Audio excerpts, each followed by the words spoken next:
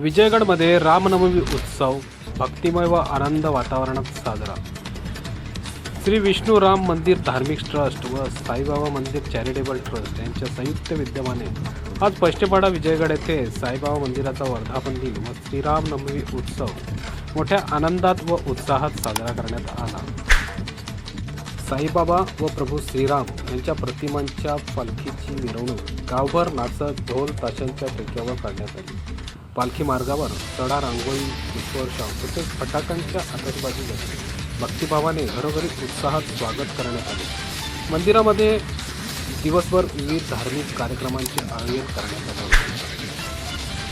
सकाळी प्रवचन, दुपारी भजन, संध्याकाळी हरिपाठ, कार्तिक कीर्तन, त्यानंतर भंडारा इत्यादीचे आयोजन करण्यात आले होते.